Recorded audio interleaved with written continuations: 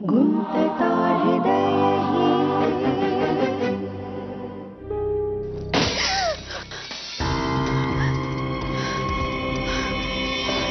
विक्रम विक्रम काय झालं? चिपळूण मधल्या दोस्ताची आठवण आहे का मित्रा?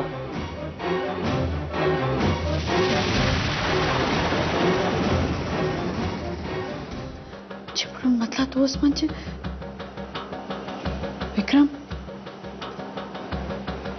तोच आहे तो विनय विनय वेंगुर्लेकर.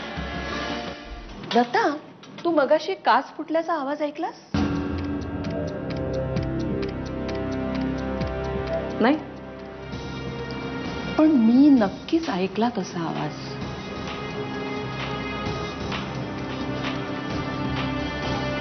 माई, तुम्ही काही काळजी करू नका. मी सगळ्या खिडक्या तपासून बघ. विनय करतो हे सगळं, पण का? कारण तर त्याच्याकडे आहेच ना विक्रम. पण ठीक आहे, मी एकदा चुकीचं वागलो, पण पण पुढे जे मी कमवलंय ते माझ्या कर्तबगारीवरती कमवले नाही ना. आणि विनयची काय गॅरंटी? तो त्यावेळी आपलं आयुष्य दारूत घालवायला निघाला होता. त्याला जरी संधी मिळाली, ती संधी जर त्याला मिळाली असती तर त्याचं अख्खं आयुष्य बदललं असतं विक्रम. नाही, मी तुला कसलाही दोष देत नाहीये. मला काय म्हणायचं ते समजून घे. हे बघ, आता हे सगळं जेव्हा आपल्याबरोबर घडतंय तेव्हा आपल्याला वाटतं हे कोण करतंय सगळं, कोणाचं आपल्याशी शत्रुत्व आहे. तेव्हा ही गोष्ट आपण लक्षात घेतली पाहिजे की असा एक माणूस आहे जो आपल्याला त्याचा शत्रू मानतो. विनय वेंगुर्लेकर.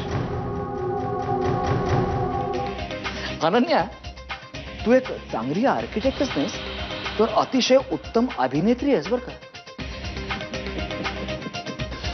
व्हॉट यू मीन मयांक?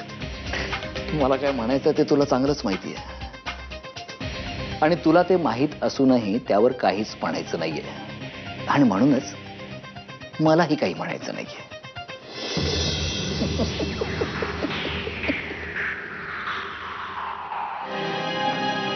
मी एक सजेस्ट करू का? काय? हे बघ, मला फक्त एवढंच वाटतं की आपल्या संशयाची सुई जर एका माणसावर स्थिर होत असेल तर आपण त्याच्याकडे जायला पाहिजे, त्याची माफी मागायला पाहिजे. आपण जाऊन त्याला सांगूया की की जे काही झालं त्याची भरपाई होऊ शकते, माफ कर आम्हाला. आणि तेव्हा जे काही घडलं, जे तुझ्या हातून झालं ते ते तू मुद्दाम नाही केलंस ना, गैरसमजातून झालंय ते सगळं. तुझा एवढा विश्वास काय ग माझ्यावर नाही ना?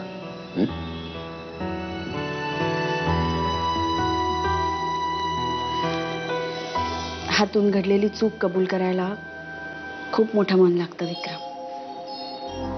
तुझा हा प्रामाणिकपणा मला खूप भावतो विक्रम.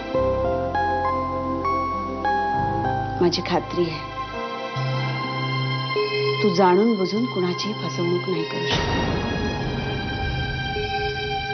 आजोबा, तुम्हीच मला ती गोष्ट सांगितली होती ना, 5 काठ्यांची. एक काठी हातात धरली आणि तोडली की ती कटकन तुटते, पण 5 काठ्या एकदम धरल्या की त्या नाही तुटत. आपलं घर पण या 5 काठ्यांसारखंच आहे ना. पण मग ते आता का तुटणार आहे आजोबा? असं काही होणार नाहीये बाळा. आम्ही दुसरीकडे राहायला गेलो तरी आपले संबंध काही संपणार नाहीयेत, नातंही काही तुटणार नाहीये. उलट प्रत्येक व्हेकेशन मध्ये तू आमच्याकडे राहायला येणार आहेस. मी तसं जाण्यापूर्वी नयनाला बजावून सांगणार आहे. आजोबा, मग रोज शाळेत जाताना माझा पापा कोण घेणार? आणि चॅलेंज खेळताना मी चीटिंग कोणाबरोबर करायची आजोबा? का या सगळ्यासाठी मला वेकेशनची वाट बघावी लागेल?